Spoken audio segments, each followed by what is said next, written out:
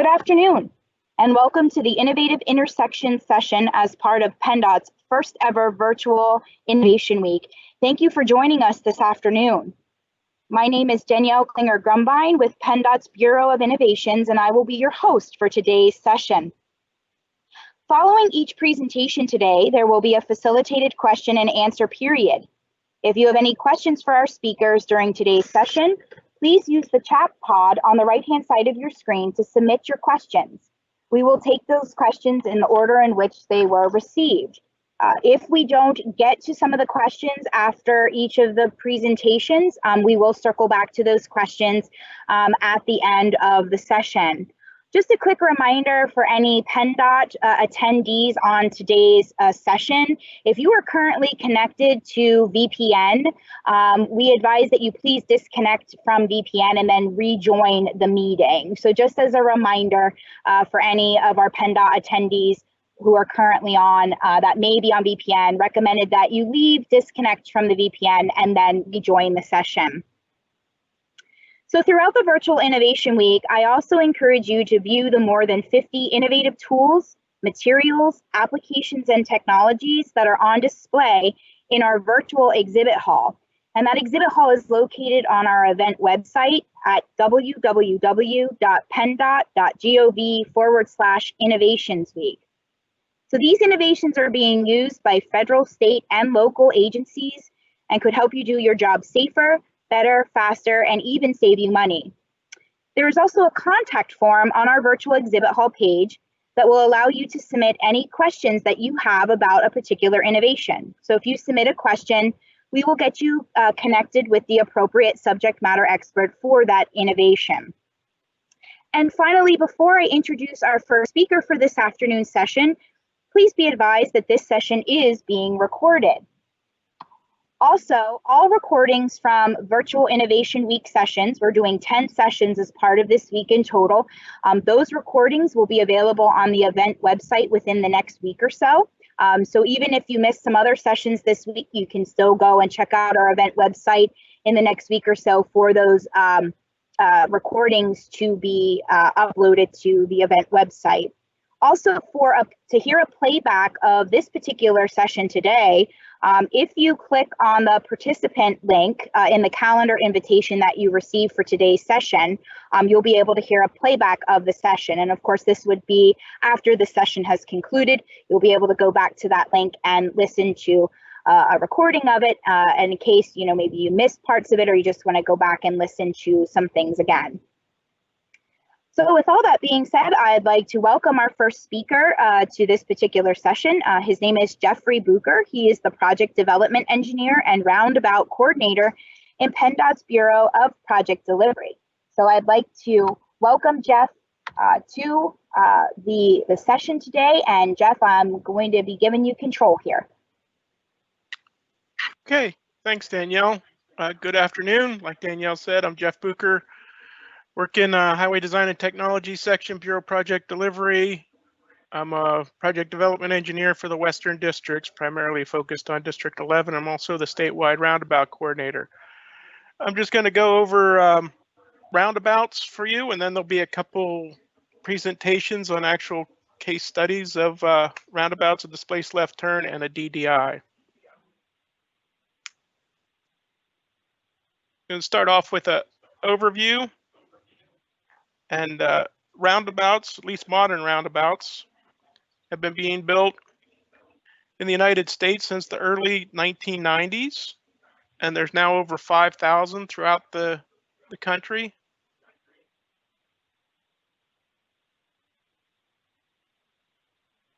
And Washington, Wisconsin, Florida, and North Carolina are the lead states right now with over 300. They might be up to 500 or so by now.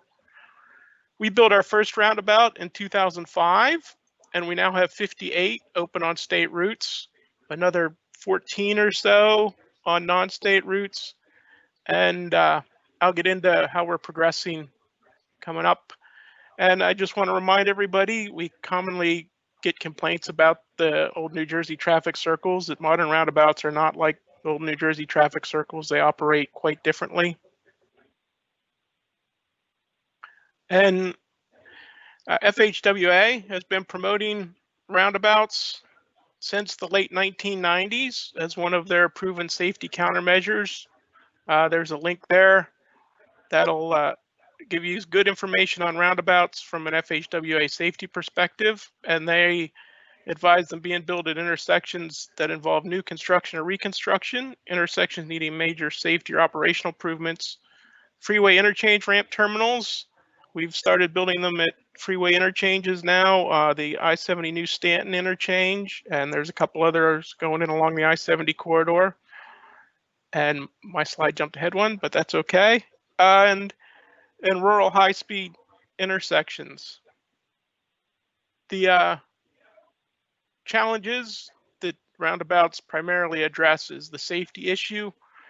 With the angled entry, you don't have the T-bone collisions like you do at typical signalized and stop sign controlled intersections. You don't have the left turns, which also can result in severe T-bone collisions. And they geometrically reduce speeds, again, helping reduce the severity of the collisions. They also have significant operational benefits. You don't have the delays because there is no signal during the red signal, and this is especially beneficial during off-peak times.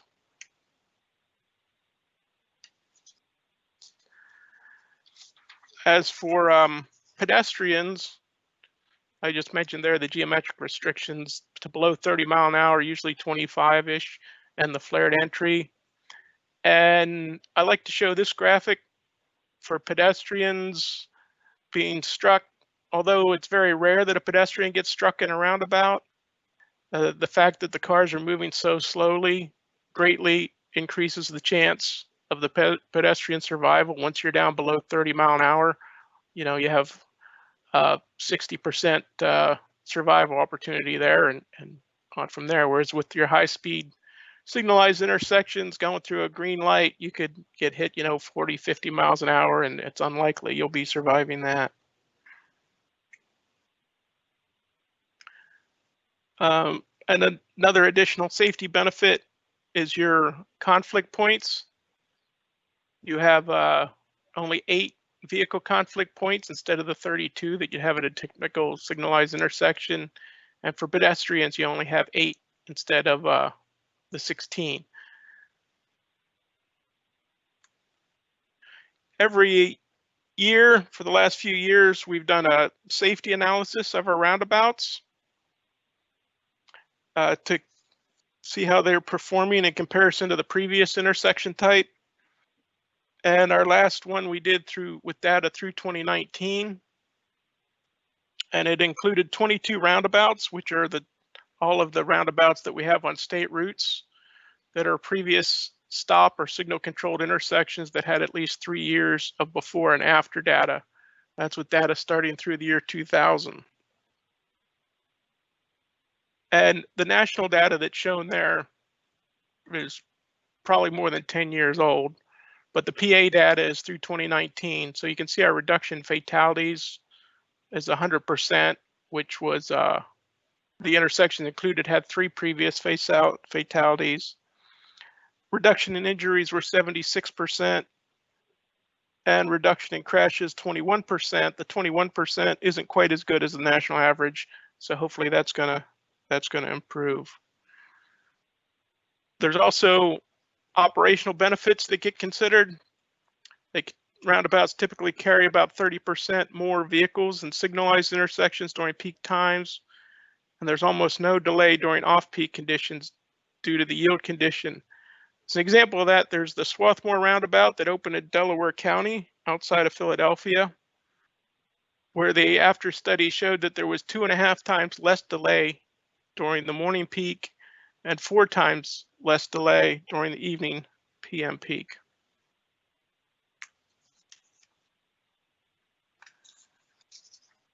And another case study we took a look at was for operational benefits was the Sturts Gap Roundabout on SR 34 and Sunnyside Drive at the Cumberland County, Perry County border, which is a little northwest of Harrisburg. And this graph shows the INRIX data before the roundabout was open and after the roundabout was open. And the red line, you see this is the significant dip at the PM peak.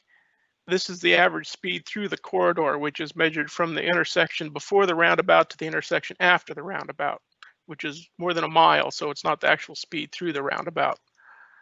And you can see how much the curve flattened out once the roundabout was installed.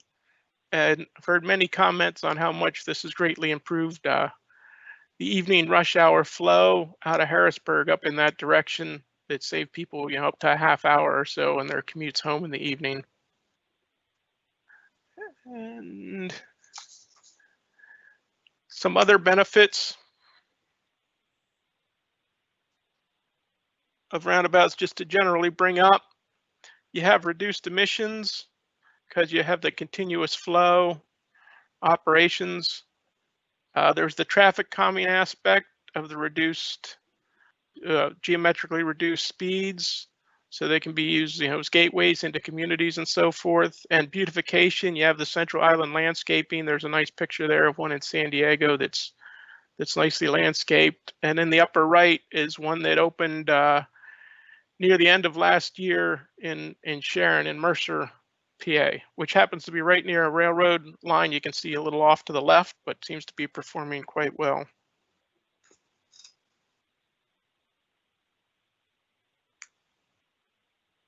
As for life cycle costs, people typically think roundabouts are going to be significantly more expensive than signalized intersections or another type of intersection control, but frequently that's not true.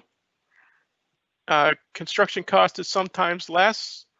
When you have, like in the picture there, roundabouts for an interchange, the interstate or freeway bridges may be shorter because you don't need the long left turn and right turn lanes as you would at a signalized intersection. The build out's right at the intersection itself for the roundabout, not along the legs.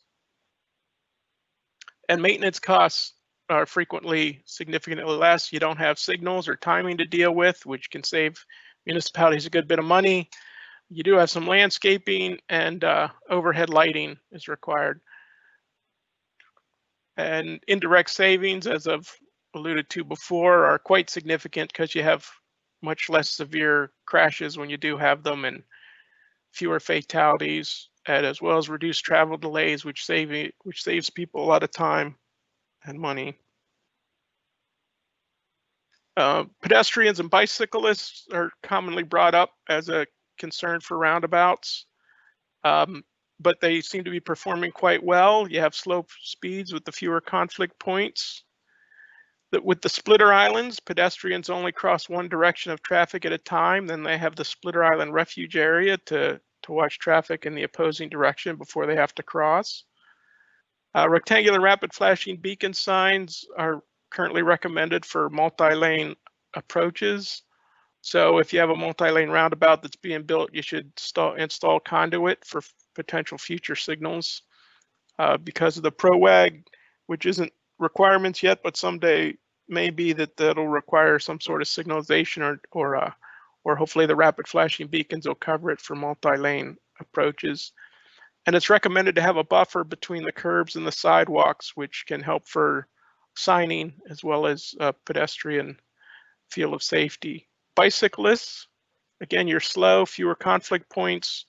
There are no shoulders or bike lanes through roundabouts, so the bicyclist has to occupy the lane as a vehicle would, or go around it on the sidewalk as a pedestrian would.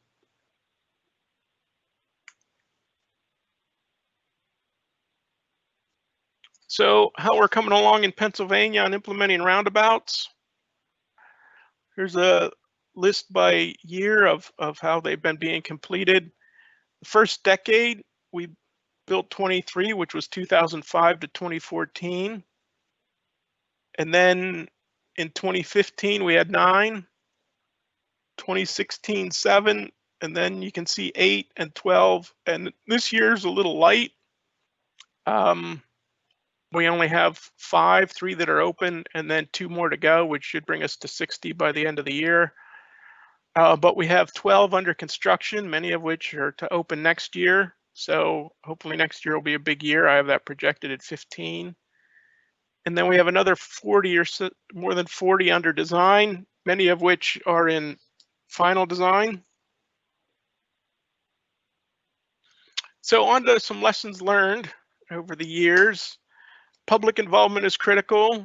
There's still usually initial opposition to roundabouts in an area. So you have to get your government officials thoroughly involved and on board, because they're good outreach for the municipality as well. And the roundabouts, as we commonly find throughout the country, is that there's resistance initially, but once they are open, people seem to like them and figure them out rather quickly and wonder why we aren't building more. So, and as for truck aprons, our first few years we were using the standard roundabout curb, but those are too high. So now we have a very low truck apron curb so that trucks and lowboy trailers can track up on them. Truck aprons, we have to remember not to make them too nice because trucks are supposed to use them. At least the trailers are supposed to track onto them. And if they think they're for pedestrians or part of the landscaping, they'll try to avoid them, and then the roundabout won't function as it was intended. And you have to be careful to verify that anticipated vehicle types are accommodated, typically oversized loads. You can design the roundabout for most oversized loads and farm equipment and so forth. You just have to make sure they're considered in the design.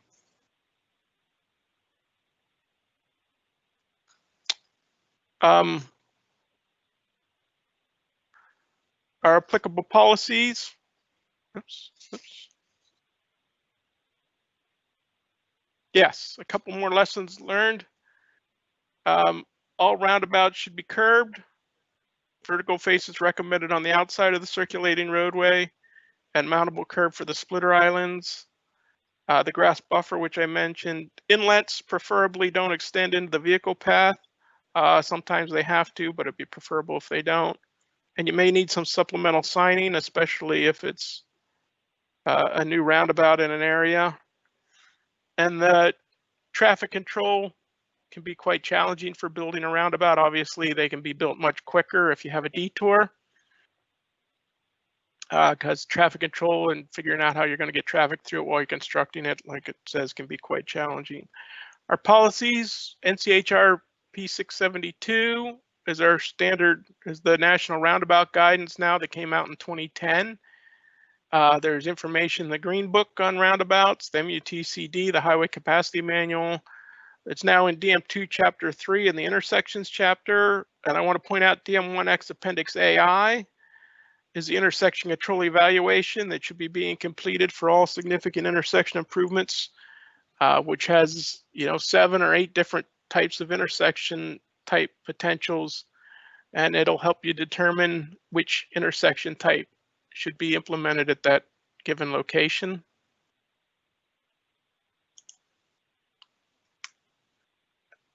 And wrapping up, we got some links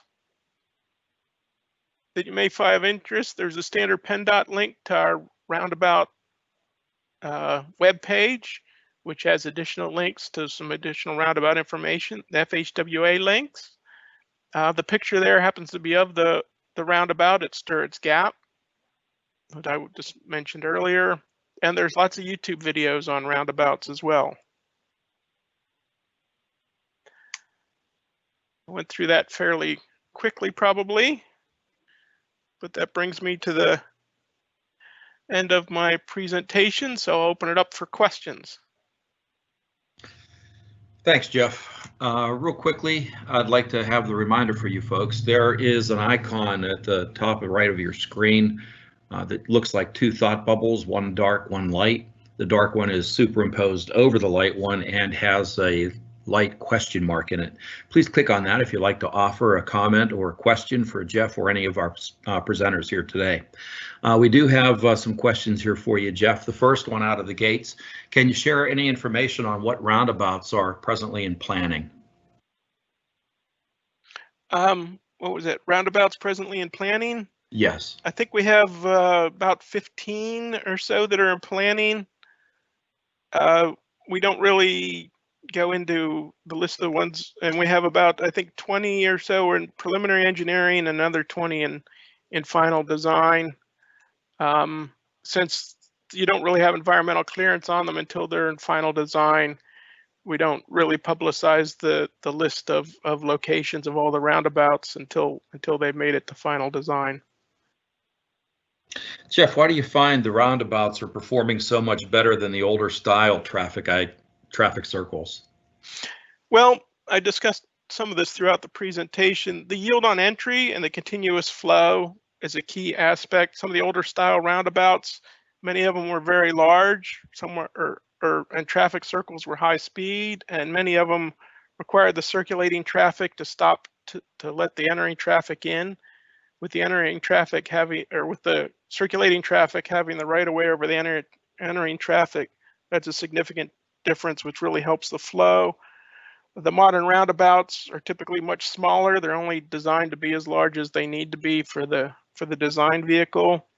And the entry angles geometrically restrict the speeds, which again helps with the flow and the safety aspects. So they're performing quite well, and throughout the country as well, they're performing quite well where they've been installed.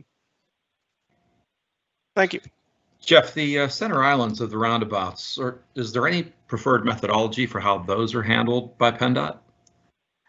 One of the big issues we have is communities wanting to put signs in them, and our outdoor signing policy applies. So we're fairly restricted on what we're allowed to put in the central island. Mostly vegetated stuff, small shrubs and trees, but you can't obstruct the sight lines. And we don't want anything in there typically that would be like a vehicle obstruction, just in case a car does happen to run into the central island. And I have another question here for you, Jeff. Nick Ross asks, has the state yet considered divergeabout interchange types that combine features of diverging diamond interchanges with roundabout intersection terminals? There's one location north of Pittsburgh where that was briefly being considered, but I think it got dropped. I'm aware of a few throughout the country. I think there's one in Kansas. But we're trying to get people to figure out regular roundabouts and diverging diamonds, separately throughout the state before we start trying to combine them. But someday we probably will. That's great. Thank you, Jeff. I appreciate it. Yep. Those are the questions we have so far. Again, we'll probably circle back here at the end of the session this afternoon. Danielle?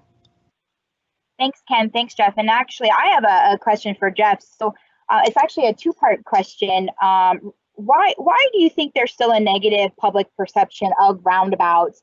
And what are some of the things that PennDOT is doing to kind of help dispel those myths and common misconceptions about roundabouts? Well, I think in Pennsylvania, at least, the public perception is still focused on the New Jersey traffic circles and how they're being removed in New Jersey and why are we building them. And we have to remind people of public meetings and so forth that they're quite different. And then we have some pamphlets and our website information. We have a video up on how to navigate roundabouts. And with each project, at least each major project, there could be a website for the project. We've also developed some roundabout displays with vehicles actually to scale for it that are going to be distributed to the districts that got delayed with all the pandemic issues. So once we have public meetings in person, we'll have those available for public meetings as well to help people see how they operate and function better. But yes, the public involvement aspect has been an issue with trying to address, but we're getting more and more information out there that's hopefully helpful. And Danielle, we have several more questions coming in regarding the roundabouts, but how about if we hold on those now until toward the end of once all of our other presenters have gone, and then we'll circle back. Sure, absolutely, sounds good. Again, Jeff, thank you so much for your presentation. and we'll look to circle back to those additional questions toward the end of the session. So our next speaker today is David Rosterin, who is the Design Services Engineer in PennDOT's District 5. So I'd like to welcome Dave to today's session. And Dave, you now have control of the presentation.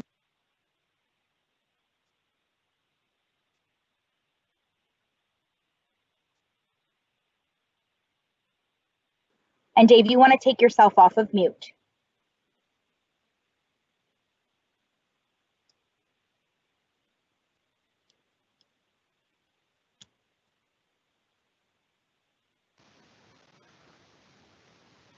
Okay, I'm set now.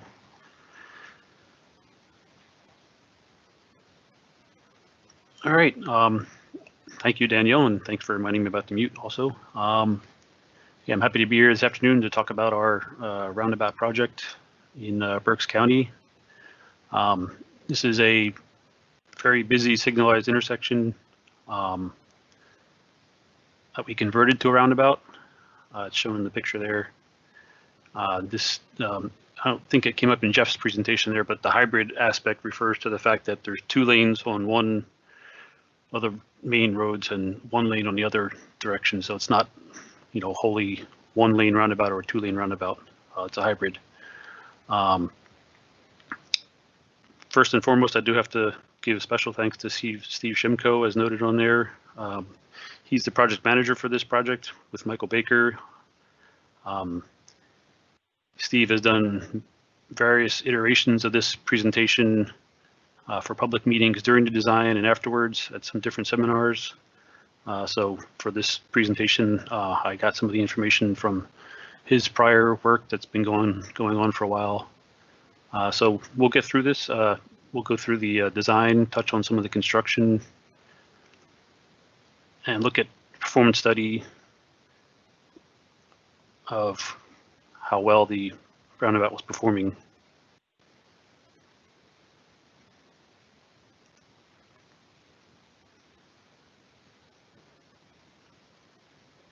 There's a little bit of a lag there.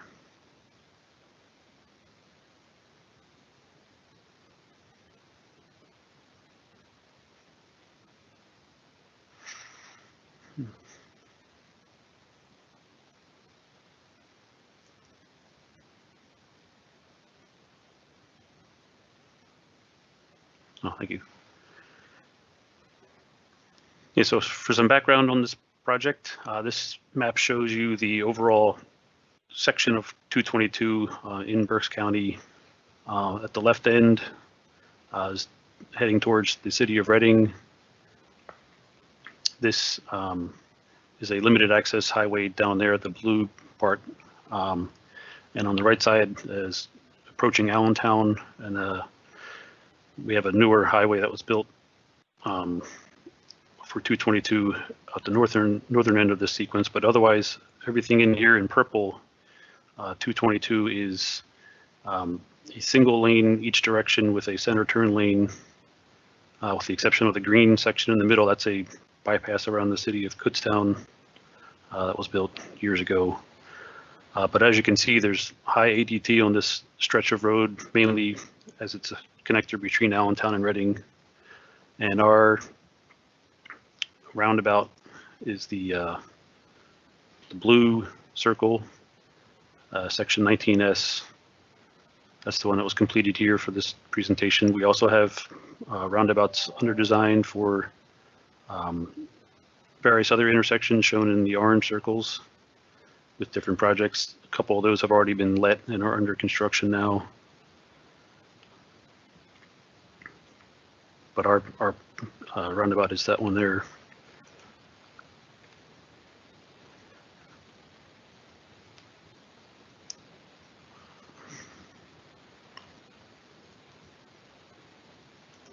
So for the design, the roundabout should be considered for all complex major intersections,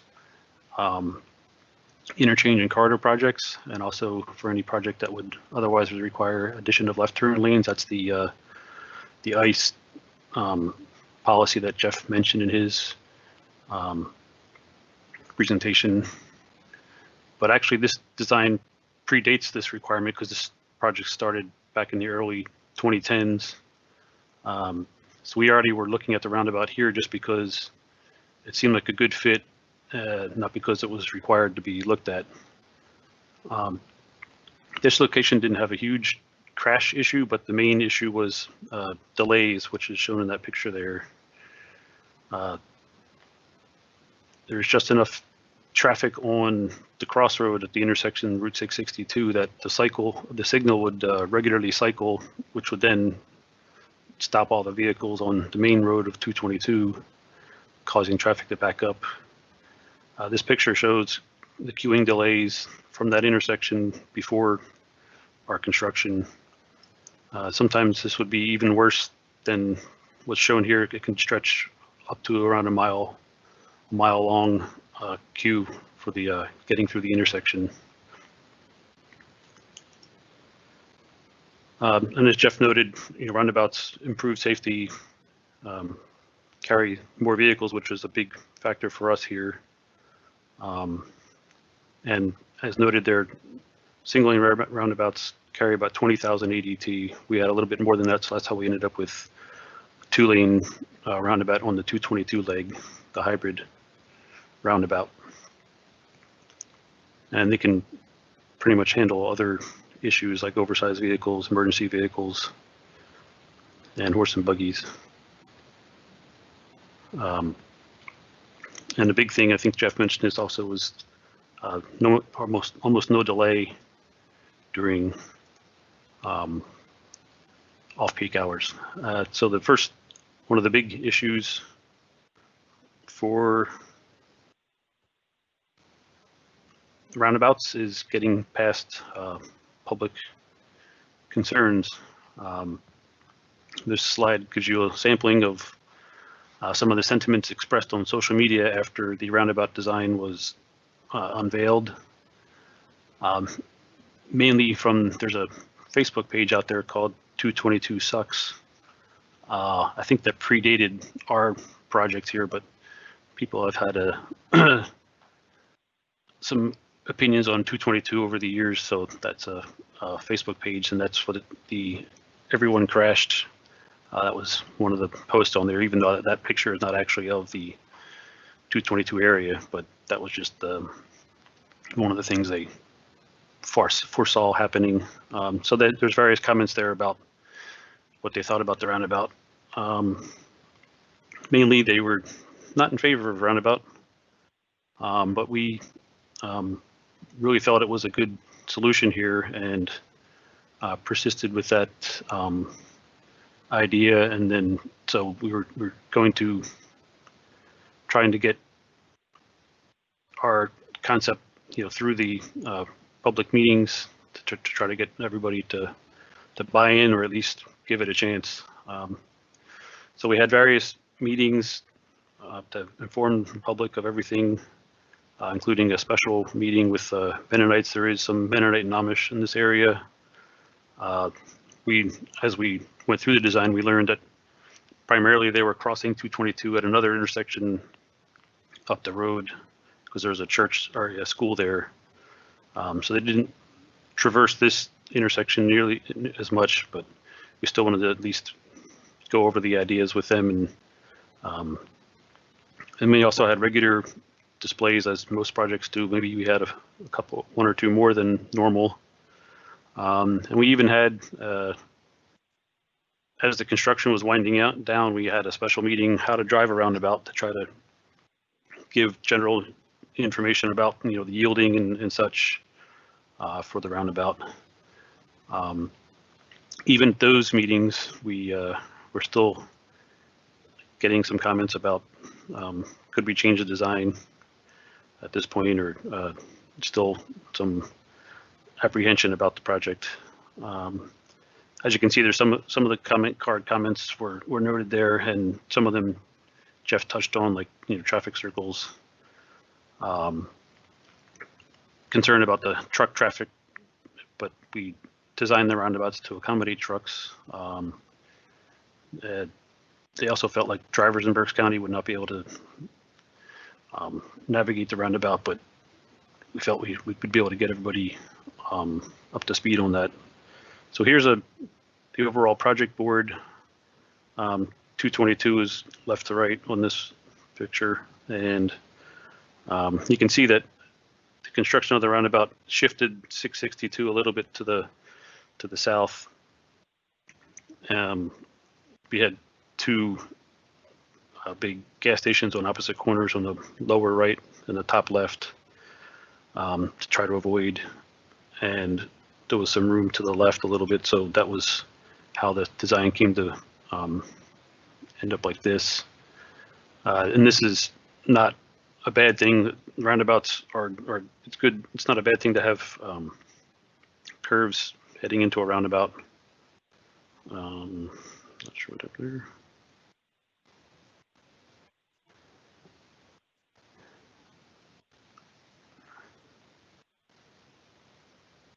I was going to talk about. There was that image also showed the lane additions where 222 went from single lane to 2 lanes, which is visible in this image as well.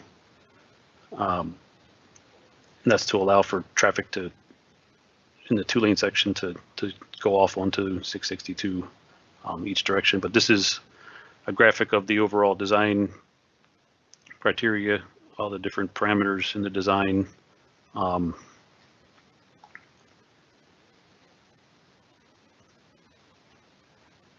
That showed the higher ADT, the truck percentage, and design speeds. As Jeff mentioned, the roundabout design speed is actually lower than the main road, just because that's one of the key points on the roundabout is to slow down traffic. Okay, next slide.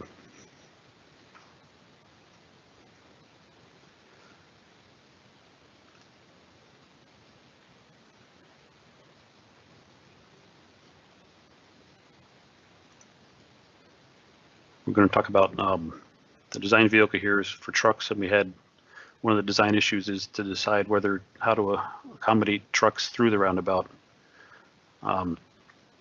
This was a video, but it was too big to play during the presentation here. And the main point is on the left-hand picture, we have 2 trucks approaching. This is photographs after the roundabout was built, so it's easier to see now. But in the design process, we had to determine how much space to allow for the trucks to travel through the roundabout. So on the left picture, you can see the orange truck. He's pretty well set up to the outside of his lane, and there's room, plenty of room for the inner truck to be next to him through the roundabout if he drives through appropriately and has his trailers end up on the truck apron. At the same time, in the same picture, you can see at the bottom left, there's a red tractor trailer on the outside lane and a stake body truck with a trailer on the inside. And on the next picture on the right, as they go through, the red truck kind of ended up tracking over the lane to the point where the other truck with the trailer had to slow up to make sure there was no issue. So that's one of the issues. It was designed for side-by-side truck, but it all depends on how the drivers handle it. Next slide. And just because we had it set up that way doesn't mean it's going to work out in reality. So this is a quick rundown of the construction sequence. As Jeff noted, sometimes construction can be complicated, but in this instance, we were significantly helped by the fact that there was an existing road called Farmers Drive at the top of the images there that allowed us to be able to shut off 662 at the intersection and have traffic run on Farmers Drive. So the pre-phase 1 was just building over widening the shoulder area, but then the bulk of the work was in phase 1 in the middle there, with all the red areas being constructed and maintaining traffic on Farmers Drive. And then phase 2, we came back and flipped everything to finish it off. Next slide.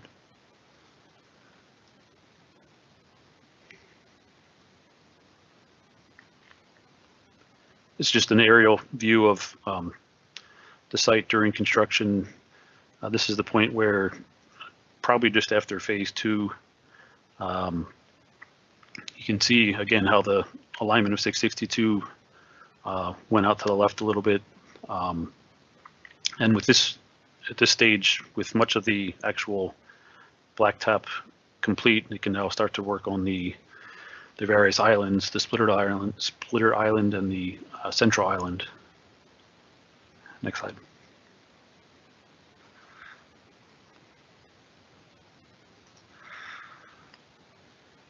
And here it is after stage 3B. We have traffic flowing through the roundabout here. However, it is just a single lane roundabout because we're still working. So there's areas in the middle there that are coned off to complete the construction. But this gave people the first taste of the navigating the roundabout here. Further on in construction, or in the overall process, the single lane operation here might have been a detriment to us later on, because people, I think, got used to the single lane condition, and then as construction progressed to the point of completion and we had it fully open to 2 lanes, they kind of had to adjust how they were driving it. And maybe, you know, in a single lane condition, there's fewer decisions because you don't have a car next to you. So I think it was a little simpler. But then once we added the second lane, it seemed like it had a little bit of a regression of, you know, a little bit of new learning curve for people who got used to navigating this as a single lane. Next slide.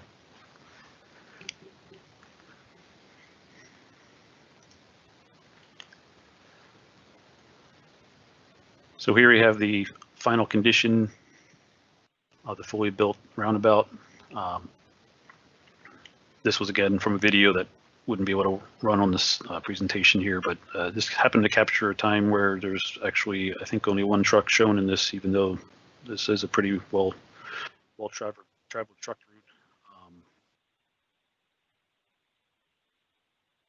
Overall, we've had good feedback from operations here, because again, the main issue was the delay that people were experiencing in the queue lengths, which had been, you know, around a mile at times during peak hours.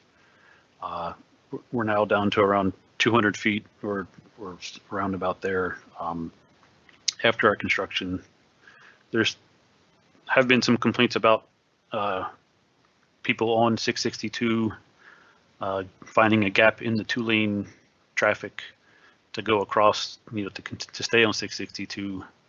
But from reviewing it a few times out in the field, and also our study that was done, we don't believe those delays were any longer than if it was a long cycle signal, which is what we had before, where you'd have to wait, you know, potentially for a minute or so to get a green light. So we still feel it was a good trade-off, and this is a good example for roundabouts, if you can advance.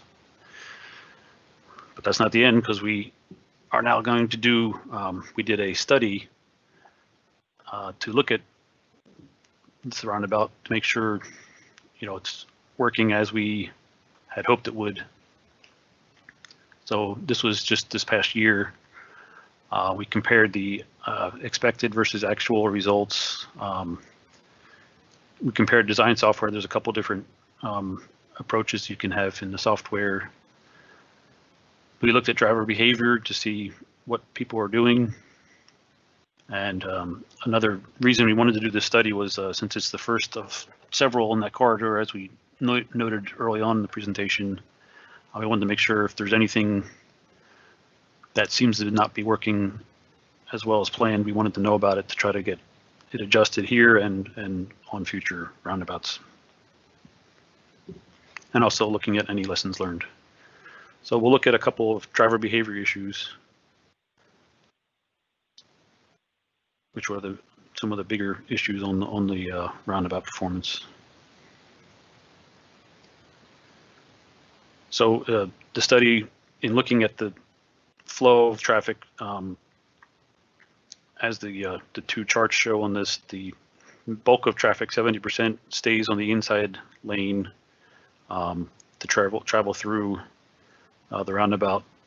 This seems to make sense because it's a single lane each direction on either side of the roundabout, and it only goes out to 2 lanes at the roundabout. So kind of makes sense that people might just stay where they're at. We're hoping trucks move over, which is kind of shown a little bit here that the 60% end up in the right lane, because again, this corridor is a long stretch, and with single lane each direction, if you get behind a truck, it can back things up. So this gives an opportunity. If the trucks slow down, they typically slow down even more for a roundabout because of the size of their vehicle. This allows traffic to continue in the left lane. Another reason we think people stay to the left is that the lane add on the right appears like an auxiliary lane, which you'd have at a typical intersection, which is a right turn only kind of lane. So we think that detracts them from wanting to go into that lane. And trucks may also stay to the left here to avoid drivers from getting into their blind spots as they navigate the roundabout. If they're in the right lane, they could, once you start to turn, it's hard to see on the inside of the vehicle. But we think this lane use will change in the future because we're going to future projects. We'll be adding a lane on 222, so this will connect the 2 lanes each direction altogether.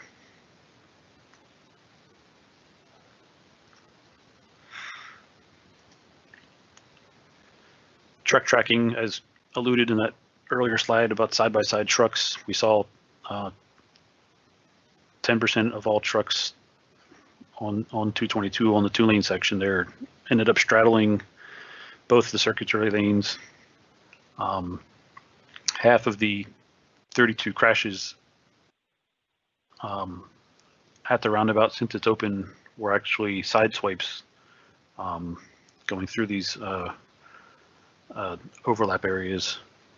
Another 10% of truck drivers mentioned there also did not navigate the roundabout correctly, while most car drivers had no issues. And there's just a couple of the other issues there.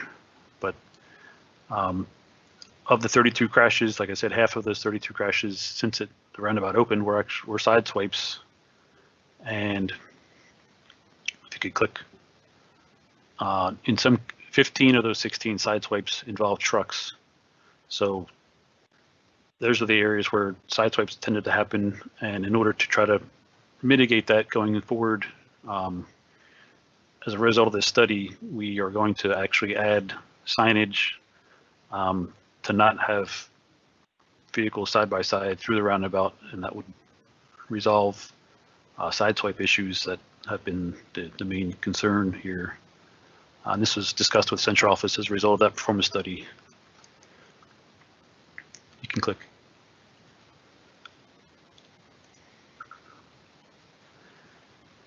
Other considerations as a result of the study were modifying the approach taper layout. We wouldn't do it on this project, but just since the right lane ad appears like a right turn only lane, maybe adjust the way that geometry lays out so that it makes people decide more, do I stay left or right? And it might split up traffic a little bit more for both lanes.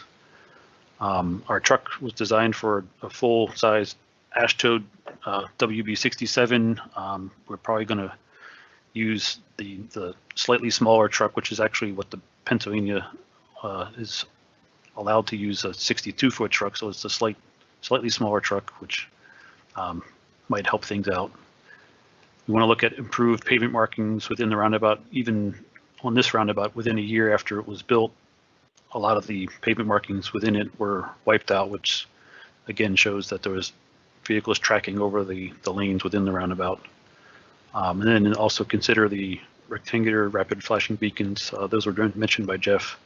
We do have the conduit in here, and so it's ready for future implementation, but that's just one other possibility going forward.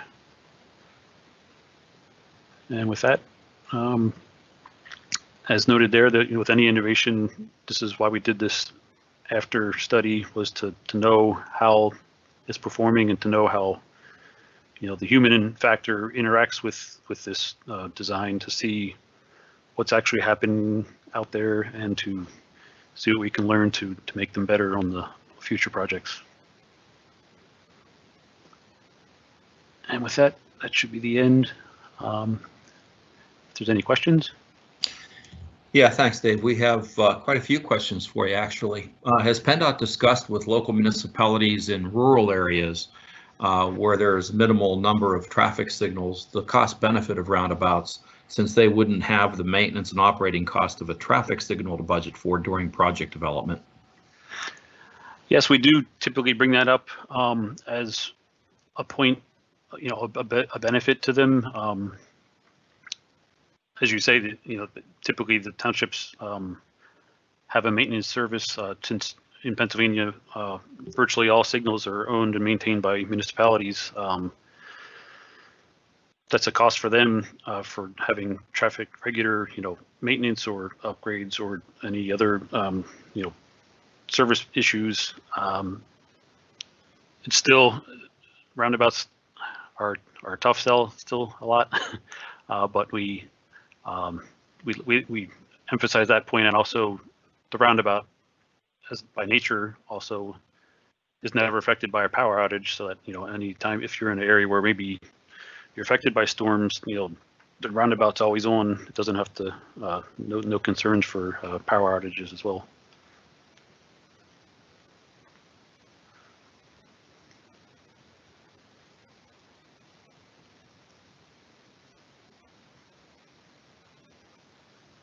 Thanks, Dave. I have a question. You mentioned a video of the roundabout a few times during your presentation. Is that something that's available on District 5's website if people wanted to check that out?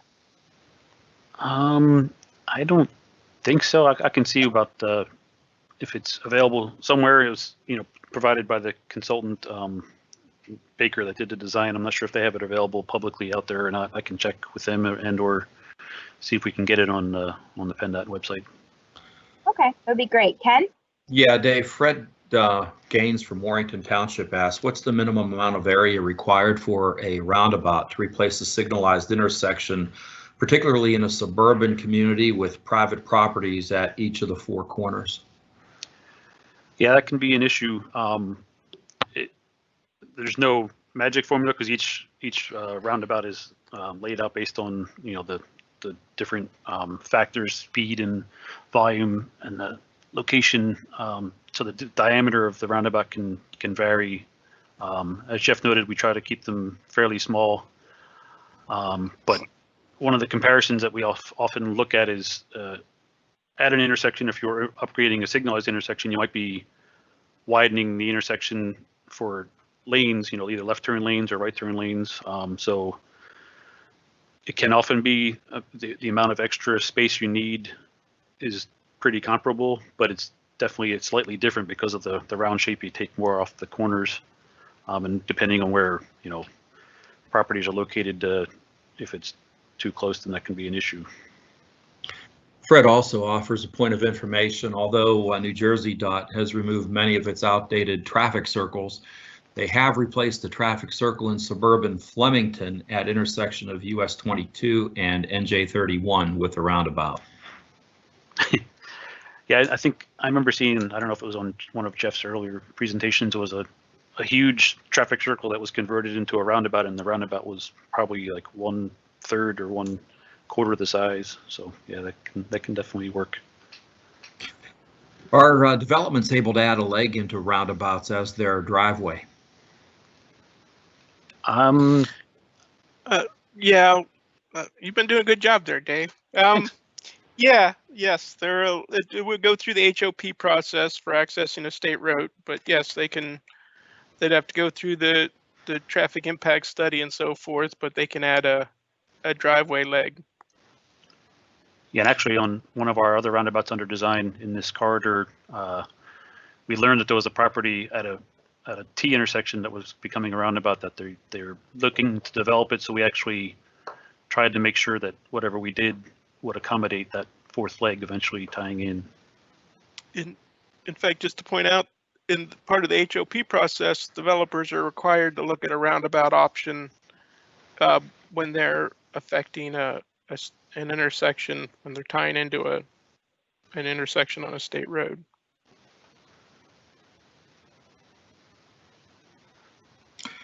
Okay, what's the difference between a hybrid roundabout versus a conventional roundabout? A hybrid roundabout, like the 222/662 one that Dave mentioned, is a hybrid roundabout because it's 2 lanes in one direction on 222 and a single lane north-south, like on 662. So a multi-lane roundabout would be 2 lanes all the way around. A hybrid roundabout is 2 lanes in one direction and a single lane in the other direction. And if a roundabout performs well during construction with 1 lane, do you really need 2 for the opening year? Some roundabouts are built to allow them to be expanded in the future, but only operate with 1 lane at startup. Yes, we occasionally do that where we design to get the right of way and so forth for the expansion to 2 lane in the future, but initially just build it as a single lane, and then you know, in 8 or 10 years, it might need to be built out and then the second lane added. In a multi-lane roundabout, are the outside lanes designed wider to allow a trailer to remain completely within the lane and not track over into the inside lane? Typically not. The outside lane can be a little wider because you have the inlets and so forth, so your outside lane might be 14 feet or so instead of 12. And then your inside lane has the truck apron, but they're typically designed so that the trailer does partially track into the adjacent lane. Otherwise, you end up with too high a speeds going through it at off-peak times. And did you see a large reduction in queues when going from a 1 lane versus a 2 lane roundabout? No, the delays went down pretty significantly, even with the single lane roundabout. It helped, you know, additional reduction with the 2 lane opening, but even the single lane roundabout did provide a pretty good amount of relief from the backups.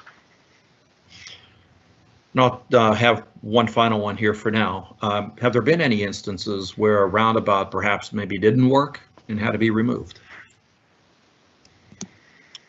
We haven't had to remove any in Pennsylvania. Throughout the country, maybe some places they install like a temporary roundabout that can easily be removed to see how it functions for a few months before installing the permanent installation. But we haven't done that, and so far we haven't had an issue with any of ours where we need to consider taking them back out. So in those cases, Jeff, maybe where the roundabouts are being built, the question here also is, you know, although the public may have been opposed at first to the roundabout as perhaps a new concept, did they come around then after it was actually installed and operational? Yes, that's so far that's been the case in all our situations where we've opened them. You know, you're still going to have a few naysayers afterwards, but pretty much every location afterwards, the people really like it and it works well, and they don't really have any issues with it. In fact, on our website, we have a video about the Swarthmore Roundabout, about 8 minutes long, that talks about how the government officials and public viewed it before it was built and all the concerns, and then how great it was working afterwards. Okay, Jeff, thanks. Yep. Danielle? Thanks, Ken. My thanks, Dave. Great presentation. Jeff as well for assisting in answering some of those questions. I'll just remind all of our attendees, again, if you have any questions for any of our presenters during today's session, to please use the chat pod the right-hand side of your screen to submit those questions. If we do get some more questions in for the presenters we've already heard from, we'll circle back to those at the end of the session. So again, thank you for your questions. A lot of great questions already coming in.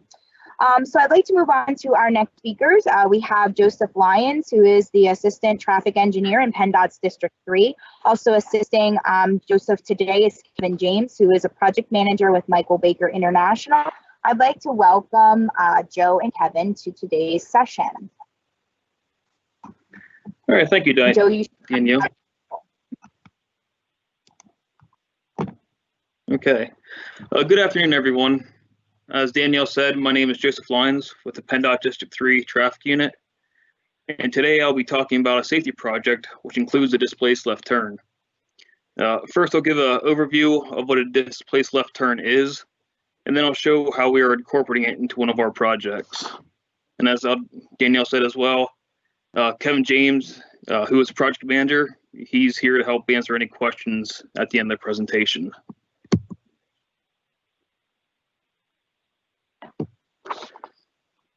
All right, so what is a displaced left turn and how does it work?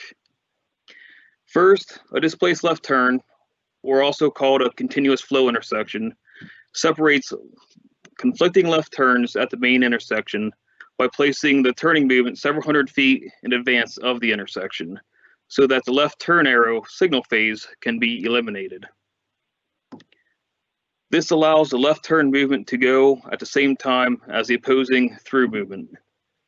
This makes the signal timing much more efficient this way, since the movements, the through movements can get more green time. So looking at the right side of the picture and following along with the arrows, vehicles on the major route wanting to make a left turn will enter into a left turn lane pocket. And then from there, they'll wait for the signal to change in order to cross over the opposing through lane. Then at this point, as the minor street traffic starts to move, the left turners will see the green ball and will be able to cross the opposing through lane and then come at a stop at the main intersection. Then once the main line gets the green, the left turners will also get the green and will be able to continue through the main intersection and complete the turning movement.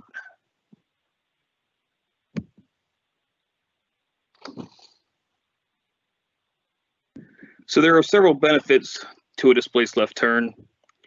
One, it improves the safety by reducing and spreading out the conflict points.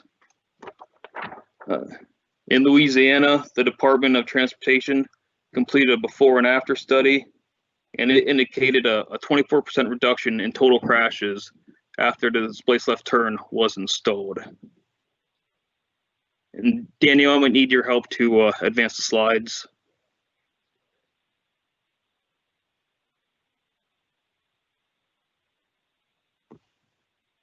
I'll continue on here. The other benefit is the additional intersection can now accommodate the additional capacity that it can accommodate. And by eliminating the left turn phase, we can give the other approaches more time, and then that way it improves the level of service of the intersection itself.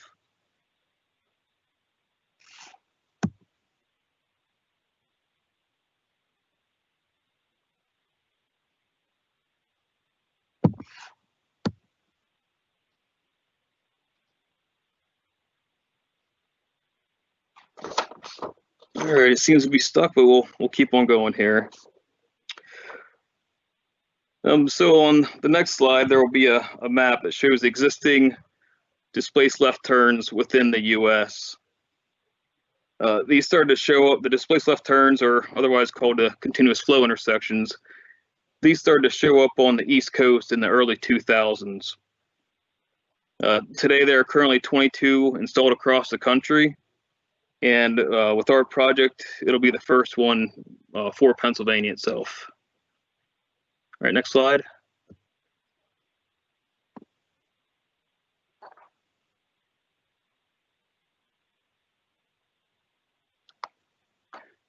All right.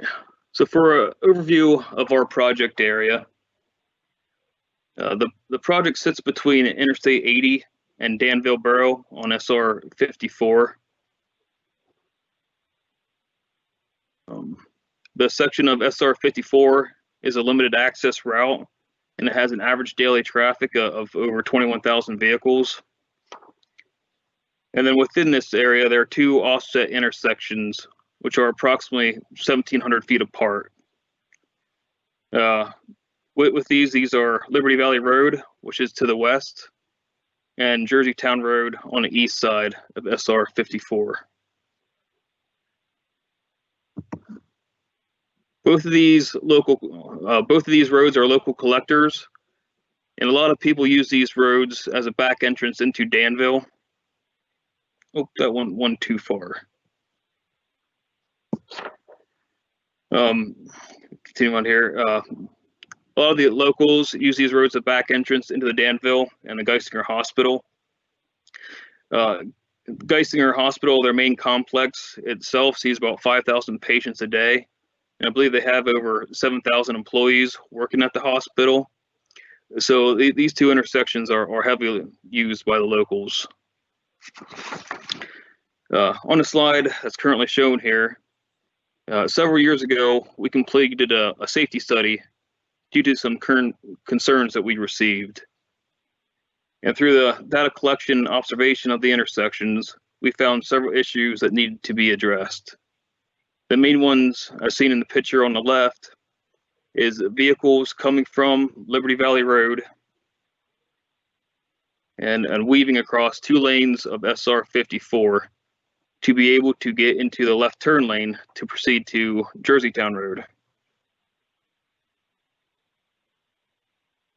The picture on the right shows the concerns we have with the median storage area at Jerseytown Road itself. We found a lot of vehicles making poor decisions and not being able to correctly judge the speeds on SR 54 when coming in or leaving the median storage area. And we're seeing some close calls there. And then the last main issue with both of these intersections was the volume of traffic coming from Danville on SR 54 and turning left onto Liberty Valley Road, and just making sure that whatever design we went with would be able to accommodate this movement. Perfect.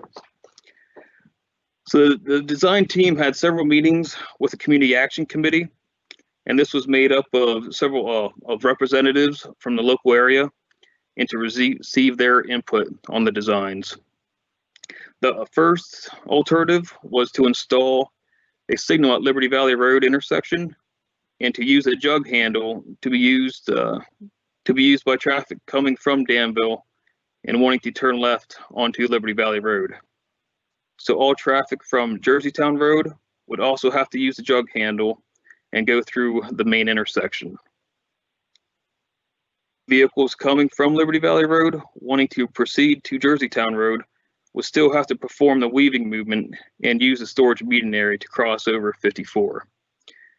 So this alternative could handle the heavy left turn movement, but did not address the other concerns. So the team decided not to move forward with this design. Next slide, please.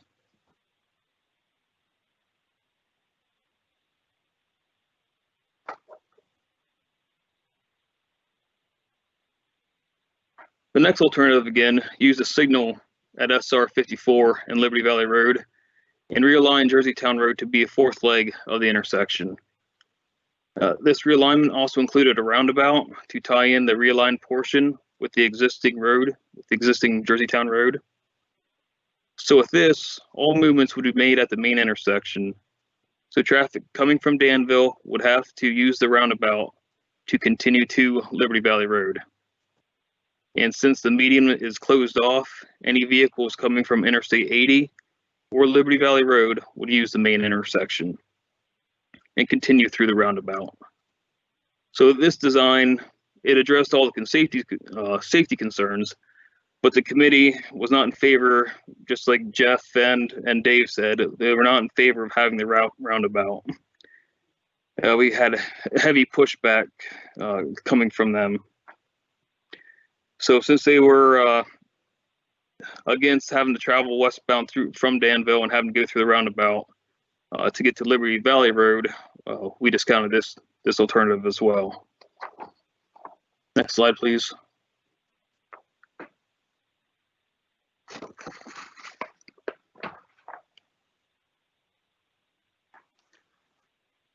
So the next alternative we presented to the committee included the displaced left turn. Here, similar to the roundabout option, a 4th leg of the intersection was installed to bring Jerseytown Road to the main intersection. Vehicles will now have a direct line to Liberty Valley Road using the displaced left. And anyone coming from Interstate 80 will make a left at the signal to continue to Jerseytown Road. So with this design, it eliminated the weaving movement and closes off the storage median area. And incorporating the displaced left turn, it improved the operations of the intersection and is now able to accommodate traffic past the 2040 projections. And after the design team explained how to navigate the new intersection to the committee, we had full support for this alternative from the township and all the locals. So we moved forward with this design. And next slide.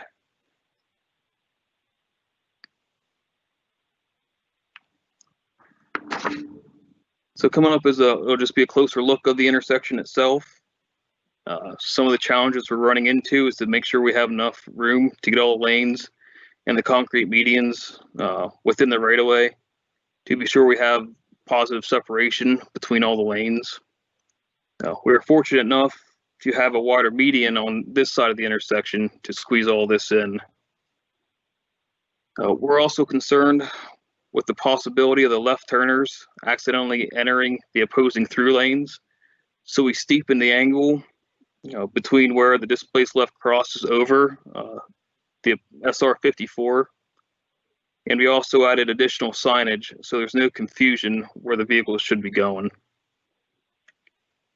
And then another challenge is how to handle traffic control while this intersection is being built, as well as handling, as well as all the bridge work, the additional bridge work with this project.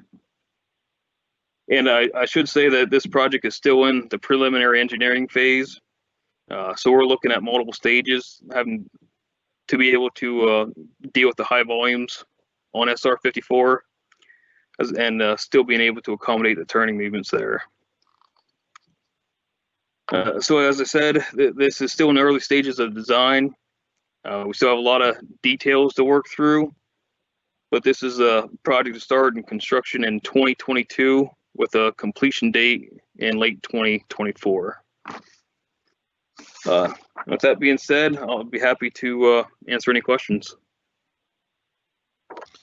Okay, good to go, Dave. And Kevin, thanks. We have a few questions for you. One from Joe. Joe asks if the right turn lane controlled so as not to meet the left turning vehicles. Yeah, so we have that as a stop control. During design, we made sure that the right turn lane will be long enough and have enough length there to break down the speeds. But yes, that'll be stop controlled for that movement. Is there a general rule for traffic volumes on the major minor routes for this to be most beneficial? 60-40, major minor, 50-50, etc.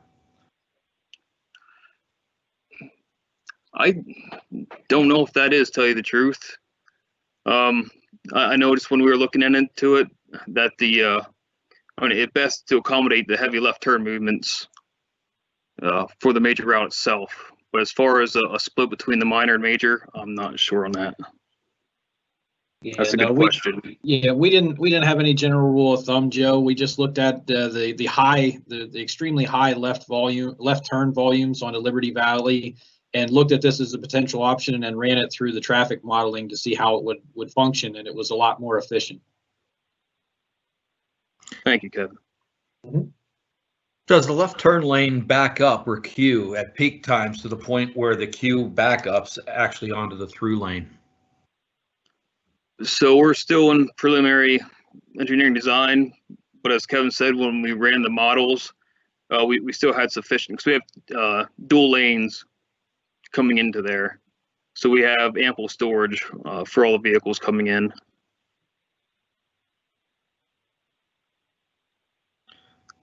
Okay, why is it that business access is allowed immediately before and after roundabout access points? It seems like those access drives take much of the efficiency away from the roundabouts, and to that end make it dangerous. So that's a roundabout question, not a Yes. displaced left turn question? Yeah. We'll hold that till the end. I'm sorry. Oh, that's okay. Go That's ahead. all that we have then for this. Well, I'm sorry, we have one more here. Why weren't the rectangular rapid flashing beacons installed as part of the roundabout project? That's Again, you too, that's another Jeff. one for them. That would have been a district call at the time. Okay, was the ICE policy followed, and was a roundabout considered for this particular project that we're talking about in Montour County? So when this one came through design, I don't believe the ICE policy was official and implemented yet. So we did not follow the ICE policy. However, we did pretty much have guidelines to follow through. And the roundabout was considered for this. However, due to the volume of traffic and how heavy the left turn lane movement was, it proved that it was inefficient compared to this design. Yeah, Joe, we had looked at dual roundabouts actually on 54, as well as the alternative that you showed that had the roundabout on 642. We actually looked at the multi-lane dual roundabouts on 54, and it still would not work for the future traffic projection.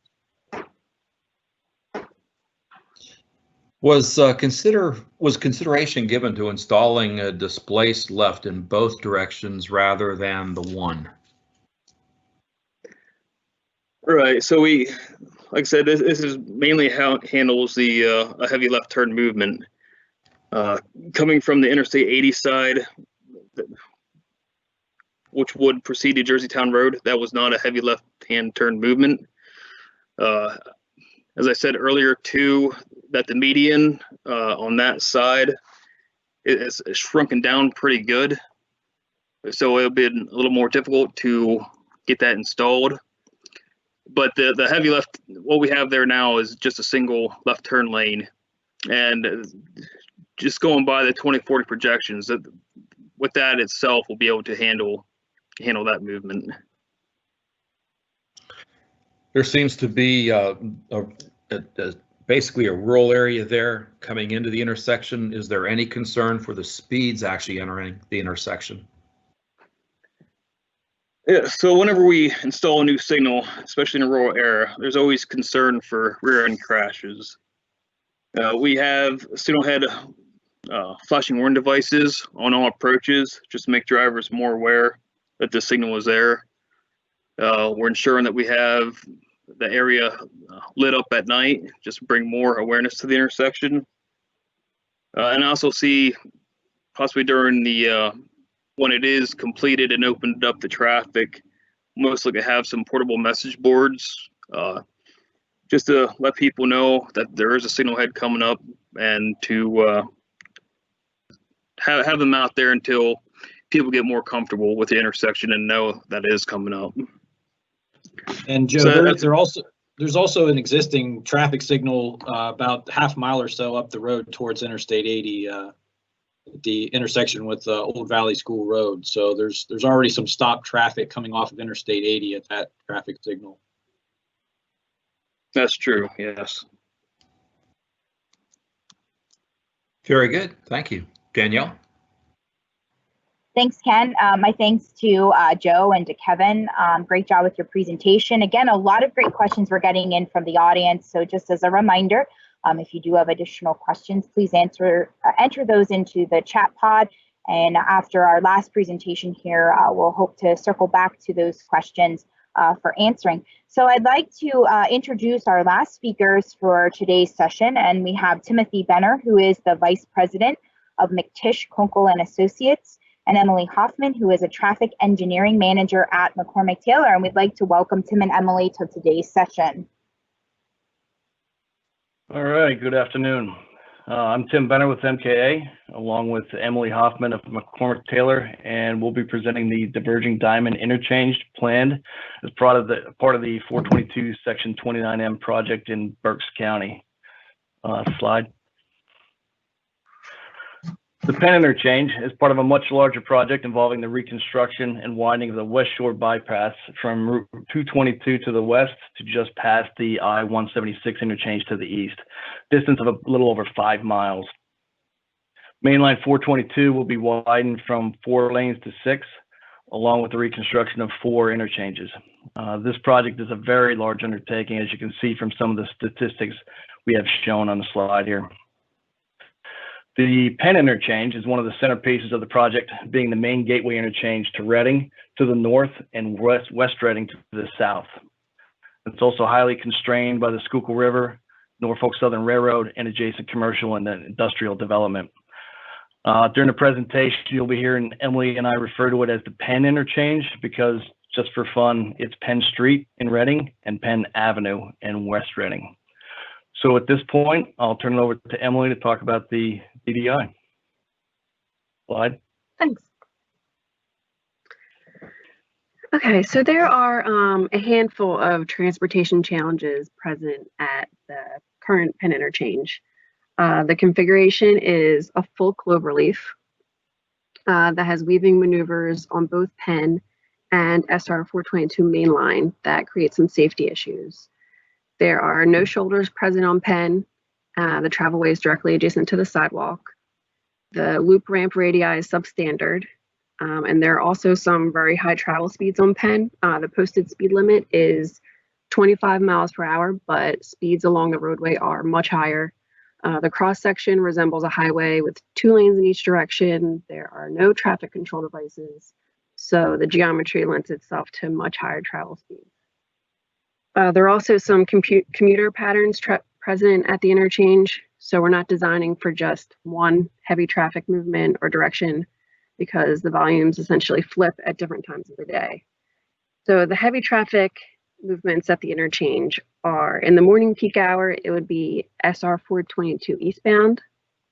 To Penn eastbound, it would kind of be a southbound, on the figure to the right, it would be a southbound left turn movement. And in the afternoon peak, it's westbound Penn to SR 422 westbound. So it would kind of be like in the figure that's shown, it would be kind of a westbound right turn heading out of the city of Reading. The ramp ADTs for the design year for this project, which is 2046, range from 3,500 vehicles a day up to 12,000. And the ADT on Penn is projected to be 35,000 vehicles a day, to give you an idea of the traffic that this interchange is processing. And then in regard to multi-motor users, there's also some challenges here. There are a total of 8 uncontrolled pedestrian crossings. If you're walking along either side of Penn Street, you're going to cross 4 ramps that are either free flow for vehicles getting on the freeway or yield controlled for when they're getting off. There's some sight distance concerns as well for the PED movement. If you're heading eastbound on the southern side of the interchange, crossing over the loop ramp that carries eastbound Penn onto 422 westbound, PEDs look back to their left and the bridge parapet there blocks their view of eastbound Penn traffic turning right onto the ramp, and it also blocks the driver's view from seeing them. 2 other locations that are worthy of note are the freeway off-ramps that are getting off via the loop ramps. The drivers are left with a lot to process at these 2 junctions. They need to negotiate a relatively high travel speed weaving maneuver to get onto Penn, coupled with a pedestrian crossing in a very short amount of time. And then for bicycles at the interchange, they use the travel lane or the sidewalk to get to the interchange. So there's a lot of room for making improvements here for all users. We went through an extensive alternatives analysis process and came to the Diverging Diamond, or DDI, for the proposed design. Next slide. So next I'm going to talk about how the DDI works and how we're applying this solution to this interchange. The figure here represents our current design. The light yellow is the vehicle travelway. The dark yellow are the shoulders and blue is the sidewalk. There's a wide path through the center of the interchange that's intended to be used by both pedestrians and bicycles, and the signal locations here are also identified. In general, the DDI simplifies the operation of a typical diamond-style interchange by moving the crossroad traffic to the opposite side of the roadway at the on and off ramps.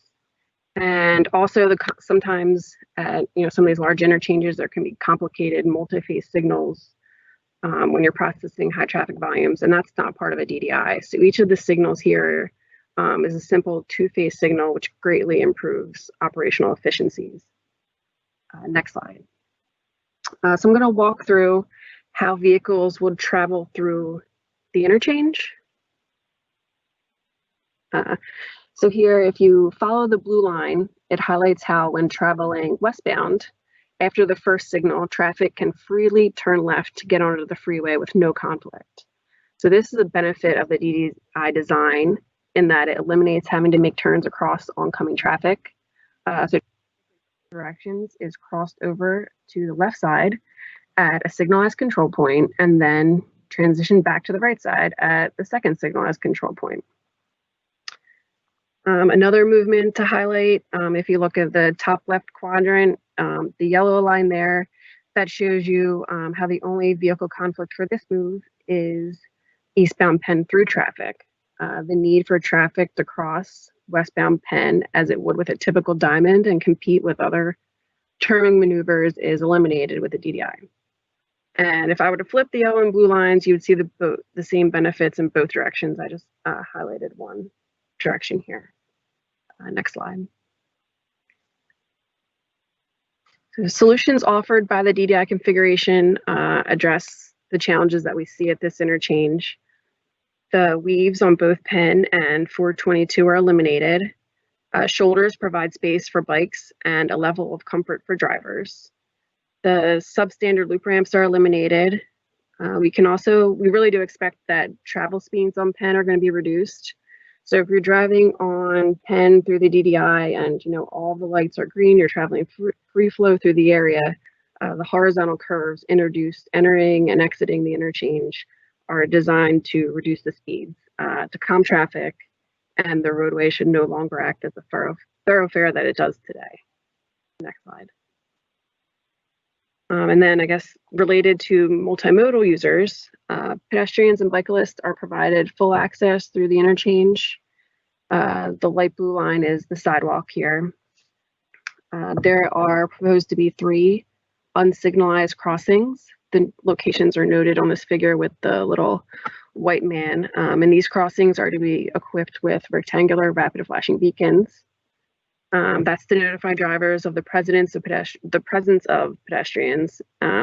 Each of the crossings are of just one travel lane, and they're going to be designed to be perpendicular to reduce the crossing time and distance where pedestrians would be vulnerable to vehicular traffic.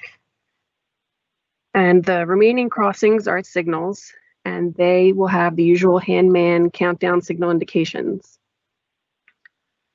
Bicycles through the interchange will use the new shoulders and can either continue on the shoulders through the interchange, or they would have an option to access the multi-use path at the center if preferred, depending on their level of comfortability and if they're a recreational user or a speed racer.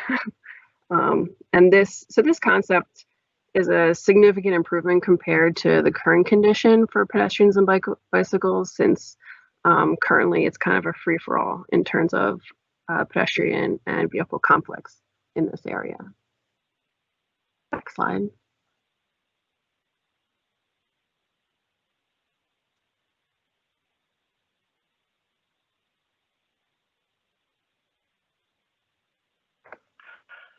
Okay, so Emily talked about how the DDI was developed and how it addresses the needs of the project.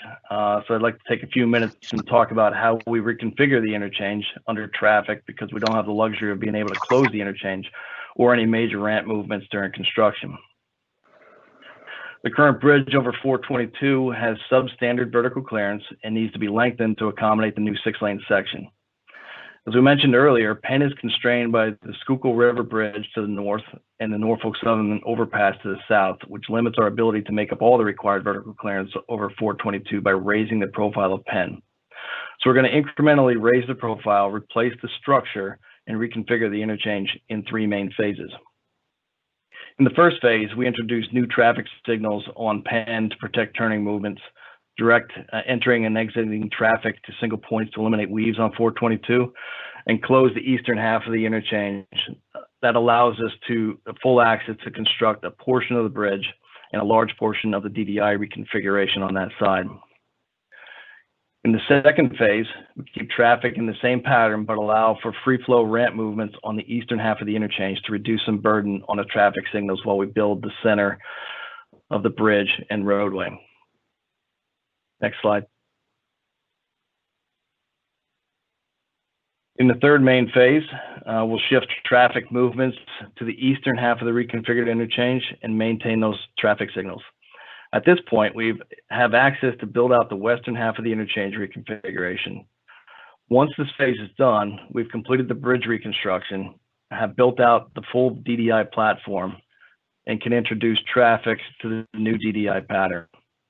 Also, after the bridge has been replaced, mainline reconstruction can be completed because we have enough width and vertical clearance now to push that 6-lane section through. So the phasing, it was a bit of an oversimplification because, as you know, there will have to be several smaller incremental patterns to make all the transitions, but I at least wanted to walk through that main construction phasing concept. Next slide. So we wanted to bring out a few other things that we thought might be helpful. We had a lot of good discussions and interactions with the public during project development, and I think a lot of that can be attributed to diverging diamonds becoming more prevalent. It's something that people have seen or heard about. It's not a new concept to a lot of people now. And also our ability to explain the concept for those that haven't seen it before through the use of visualizations. We used Visum to model the interchange and presented visual output so people could see how the traffic flowed through the interchange. That was very helpful. We also developed 3D renderings and fly-throughs for the project to help people get a clear picture of what the final product will look like. The graphic on the right side of the screen is a clip from that fly-through. And what we did with the Visum visualizations is at the public meetings, we ran that on a loop so people could stand there and just watch the traffic cycle through the different patterns, and it became real clear how everything functioned. And it also shows ped crossings too, which became a pretty important point for this site. So one of the other things we encountered was traffic flow wasn't necessarily a top priority for most people. Once everyone understood how traffic moved through the DDI and were comfortable with the concept, the discussions quickly turned to more quality of life type issues like pedestrian and bicycle accommodation, how the interchange could be used as a gateway to the city, and how we could design so we didn't prohibit any future waterfront development. The Chamber even created a specific bicycle and pedestrian stakeholder group that we met with regularly to discuss the project. We still meet with them to talk about not only this project, but the whole corridor and how we accommodate pedestrians and bicycles through all this. That was a big deal at this DDI. I think people understood that you don't get a second chance at projects like this, and they were very engaged in project development and how it would affect the future of the community. And then some secondary benefits of using a DDI in the footprint of a full cloverleaf is it actually reduces the roadway footprint and allows for more open space within the existing right-of-way, which, as you can imagine, a project this size will need for stormwater management facilities. So I think that's our presentation. So we'll turn it back over to Ken for questions, I guess. Yeah, thanks a lot, Tim and Emily. I would point out again, if you'd like to offer a comment or a question regarding the Diverging Diamond Interchange project here, please feel free to do that by clicking on the icon that has the double chat type of box with a question mark in it. You'll be able to enter your question or comment at that point. We do have a couple of questions here for you folks right now. What was your process for having the municipality agree to maintain sidewalks in the center between the lanes that were shown in light blue? We are still in preliminary engineering. So that was brought out initially, and it's still being discussed. They are aware that they will be responsible and there will be a maintenance agreement. That there hasn't been a whole lot of pushback for that. But that was brought out in some of the initial meetings that we had. It didn't seem to be a big deal to the city. Were there any other? I'm sorry. Go ahead. No, go ahead. Were there any other innovative interchange configurations that were considered here? I can take that one. So we went through extensive alternatives analysis for this. We looked at different combinations of partial clove reliefs. We looked at a full diamond interchange with both signals at the ramp terminals and roundabouts at the ramp terminals. We looked at a tight urban diamond interchange, a SPUI or single point urban interchange here. And even some of the typical designs for this interchange. I don't think, if Danielle, if you wouldn't mind going back one slide, the visual there. On both sides of the interchange, we're really confined by, there's a railroad bridge on the one side and a bridge for the Schuylkill River on the east. So even our typical designs, there's a lot to fit in within the space that's available. So pretty much every option that we looked at required some sort of innovative or out of the box thinking to try and get everything to align appropriately.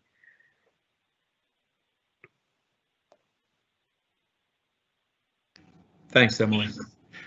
What's your experience with winter maintenance operations in a DDI?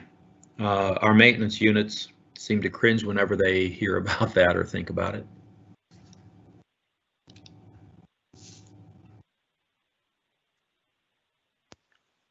I think similarly to what Tim had mentioned in regard to the sidewalk agreements, we haven't really gotten that far since we're still in preliminary engineering for this particular project. Yeah, this is Jeff. The only one we have open in the state is the one in District 12 on I-70 and 19, I believe, in Washington, PA. And we have, I think, 5 or so others under design like this one. And yeah, snow removal is a bit of a challenge because the plows, even for PennDOT, push the snow the opposite direction to try to get to the outside, which would be pushing it toward the median.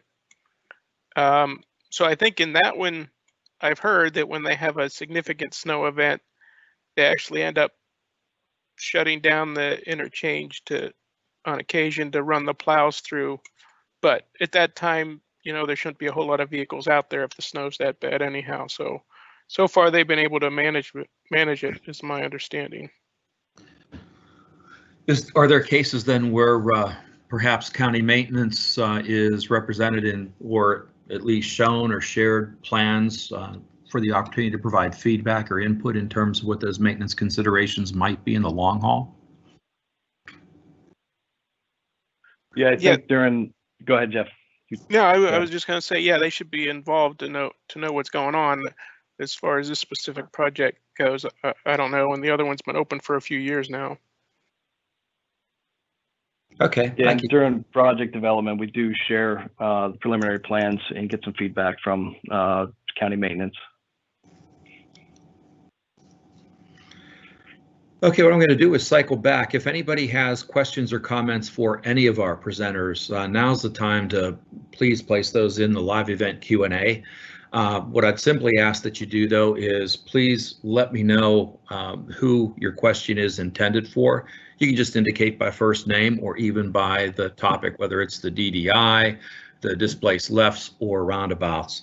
And we can cycle those directly. But I'd like to return then to the top of the list of questions where we had actually started, that we have a fair amount of questions and comments as they relate to the roundabouts. First one, I imagine traffic control has to be difficult during construction of the roundabouts. Are there any lessons learned, advice, comments on traffic control during construction of the roundabouts?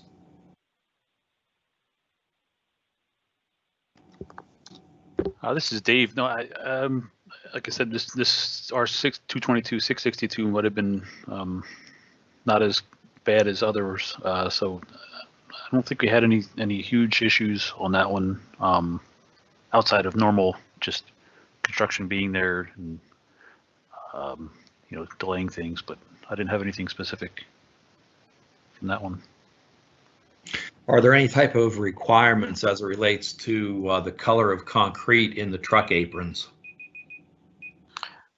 No, there's no requirement for the color. It should contrast. We have some roundabouts where the roadway's concrete and then the truck apron's concrete.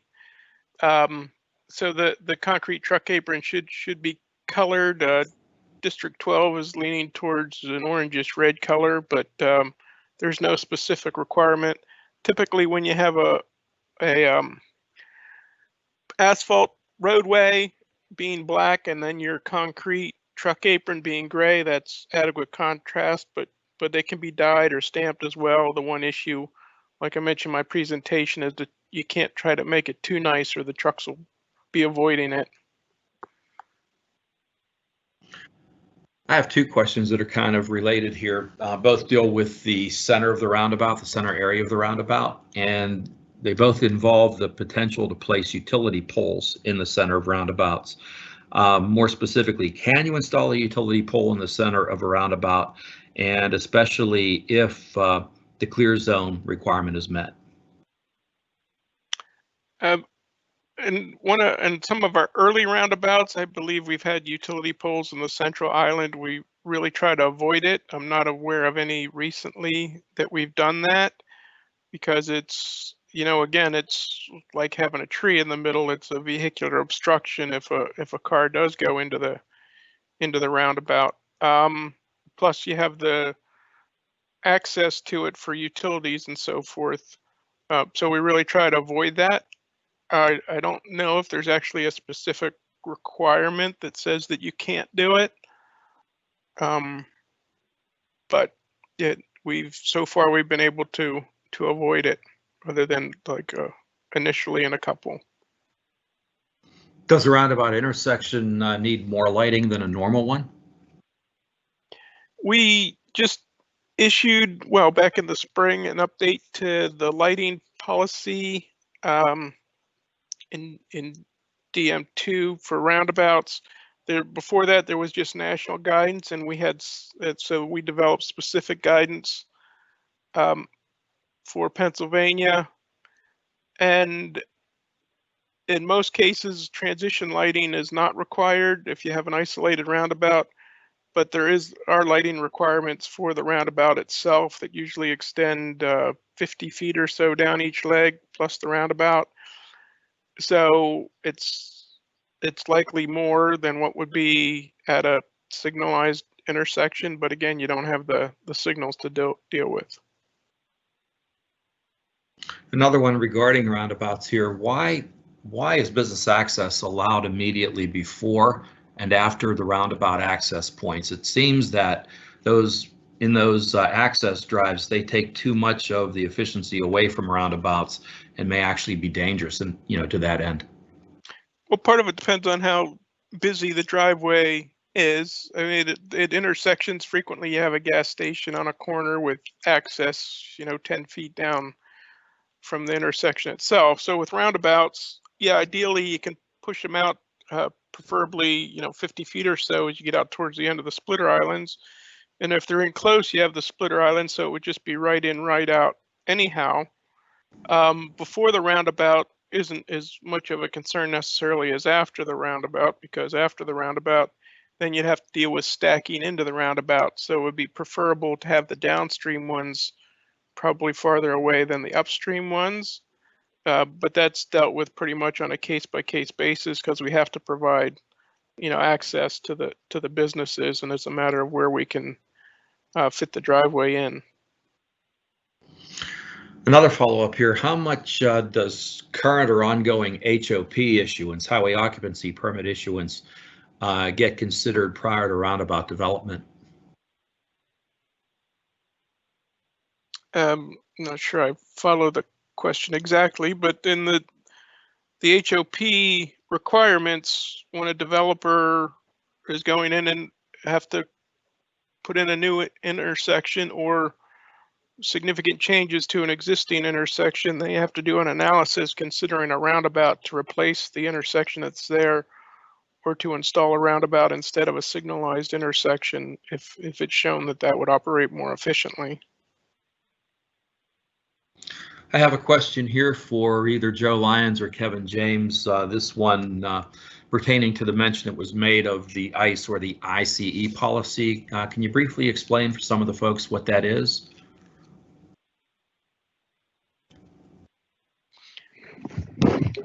Sure. So the ICE policy is the intersection control evaluation. And Jeff can correct me if I'm wrong, but there's a series of, or I should say levels of what it goes through to determine what the best intersection treatment would be. So we go down through there and it pretty much discounts each intersection as you go down through each levels when you determine. Then it finally gives you summarizes to the main one you're going to. Yeah, that policy came out in, I think, September of 2018. So all the districts should be applying it to their intersection projects. And it's in Design Manual 1X, it's Appendix AI. I don't really have it handy with me, but yeah, it has like 8 or 9 different intersection types in it. And there's a couple levels. You go through the process, your initial screening level, and then whatever ones advance out of that, you take to the next screening level and so forth. And it's to help you determine what type of intersection would likely function best there. It's not necessarily a requirement that that's the type of intersection you build. It's just to help provide guidance on what, and it includes cost benefit analysis and so forth, including crash, injuries, costs, and so forth like that too for the different types. So yes, and it's through. It's also the policy is in Appendix AI, but the actual spreadsheet and so forth is available through PennDOT. That Bureau of Maintenance Operations maintains it. So there's a link to access it there that's provided in the policy. Okay, Jeff, I'd like to just do a little bit of a rewind here, go back to the initial question, if you recall, that we had about the comparison on the need for lighting at a roundabout intersection versus more traditional intersections. In this particular case, where lighting of a roundabout intersection might be needed, would that lighting then be the responsibility of PennDOT or the municipality? It's the responsibility of the municipality through a maintenance agreement. In rare cases, I guess there's a potential that PennDOT could maintain it, but we have a maintenance agreement for municipalities to maintain the lighting for roundabout projects, as well as like the sidewalks and the landscape and so forth, like at other intersections. Thank you. Tim or Emily, as far as the DDI goes, how safe are DDI interchanges for people who are on foot? Do you have to do any additional work to increase the lighting, since it seems to invite pedestrians both on bike and foot? Emily, you want to take that one? I'll follow up, because we had a lot of discussion project-wise about that particular issue. Yeah, sure. I mean, the intent for lighting here would be consistent with like a more typical signal design interchange. There would be lighting provided at the signals. There's also been discussion with some of our stakeholder groups in regard to pedestrian level lighting. We haven't made any specific like decisions here at this interchange, but there isn't anything precluding this to design from having appropriate lighting. Right, so that interchange is going to be pretty well lit. It is well lit right now. When we're all said and done, it'll be pretty well lit. But there was a lot of discussion with City of Reading and all the other stakeholders about pedestrian and bicycle movements along Penn between West Reading and Reading. There are a lot there right now, and there's a real concern about uncontrolled crossings on the ramps and things like that, especially the high movement ramps, which when we're all said and done, like Emily said, are going to be the commuter ramps, the eastbound into Reading in the morning and out of Reading westbound in the evening. So in our discussions, that's where we started to talk about low-level ped lighting, RFBs, things like that, and controlling some of those crossings. So still a lot of discussion going on, but that was a a very large topic when we were developing the DDI. Actually, a lot more than traffic. It was all peds and bikes. Mm-hmm. You had made a mention during the course of your presentation about public involvement as it related to the DDI, and again now regarding the stakeholder groups that you had worked with. What did your stakeholder segmentation look like? Who was represented and in what way? So the stakeholder group was government officials, and then the chamber put together a larger group. So it had a mix of government officials and stakeholders in the chamber, and then there's also some community, some bicycle groups. 18th Ward was in there. There's a lot of community members, and they were all represented. And it was kind of nice because we all got to talk. Instead of talking to them all individually, it must have been, I don't know, 8-10 different groups. They brought them all together, and we were able to talk one-on-one with a group with concerted concern. So that was one of the benefits. But it was a pretty wide cross-section from government down through community action groups. Interesting. And finally, what tools were used to evaluate how the DDI ultimately would operate? I can take that one. Sure. Tim mentioned that we used Vissim microsimulation software, and that was really helpful when we're speaking about all the public presentations to show people how it would operate. But we could also use that to generate like operational kind of results too, to see like queue lengths, delays, and be able to evaluate it that way too. And we did for all of our studies, we also looked at, Synchro and HCS to kind of verify that the simulation represented how we think it would operate. So we used a whole bunch of different tools. Thanks, Emily. Danielle, that we have run the card on the questions. Thanks, Ken. Thanks to all of our presenters today. We do have a few minutes left here before the top of the hour, so we're going to just leave the chat pod open for a little bit. So if you do have additional questions that you'd like to ask of any of our presenters, please do so. One of my observations today with all of the presentations is that public involvement, public buy-in and support is just so essential with these projects.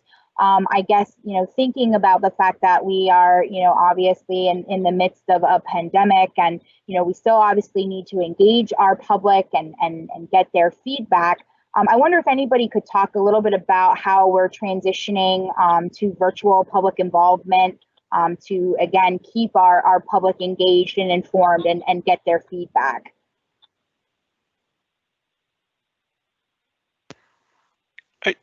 I don't know if there was any virtual public involvement for any of these projects yet. Well, the 222 roundabout was built. So the ones in preliminary engineering, I don't know if they've tried that or not. I know throughout the state, there's been some virtual public meetings and so forth that have gone pretty well for various projects. But as for these specific ones, I don't think I'm not aware of anything being done, at least yet, on that. Yeah, Jeff, this is Dave. We've had a few virtual public meetings also, and so far it seemed like it's working as well as can be. Like we have our, typically we're having a comment form that's posted, wherever the display materials are being hosted. We've had a comment form that they can email back into us for any questions or concerns, but overall I think it's been going okay. We do have another question here. Why do you feel like some areas have such an apprehension toward roundabouts compared to others? I'm speaking from experience, having heard large amounts of the public lash out about roundabouts out in northeastern Pennsylvania. In northeastern Pennsylvania, it does change by area, and throughout the state, some areas are more welcoming to the roundabouts and so forth, and some of it might be based on previous experience. It's hard to tell, and concerns with with various aspects. In northeastern Pennsylvania, there's one in Dallasboro that there was a lot of resistance to that opened that's functioning fine, which is just outside of Scranton. But there's also the I-81 interchange near the Scranton Airport that has several roundabouts that started design around 2007, 2008. And they got somewhat over-designed because of the software at the time mostly had them designed larger than what was actually necessary. So there's a couple multi-lane roundabouts out there that's causing some confusion, but they're functioning fairly well, and that could be an issue for some people specific to that area. Other than that, you know, in most cases, we're still getting some initial resistance, but it's not as significant as it used to be.